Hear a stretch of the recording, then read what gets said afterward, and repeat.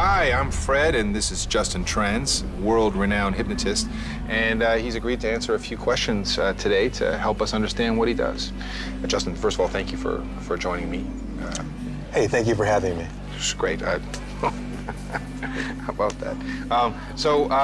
How does hypnosis work? Hypnosis is bypassing the critical faculty of your conscious mind and implanting selective thinking.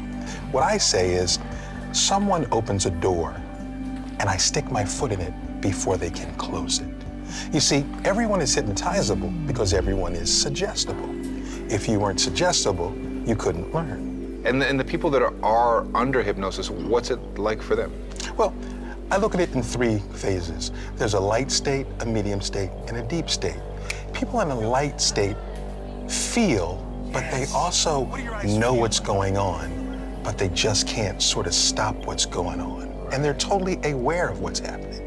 People in a medium state are a bit deeper, okay? They're like in and out of it, like, wow, I know what's going on, and then I don't know what's kind of going on and what's going on with me.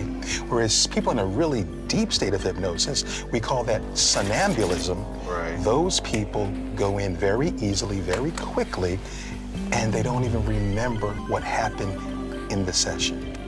So will people feel like they're actually traveling through time? Yes, they will. You see, it's all about feel, emotions. I don't care what people think. I care about what I can make them feel.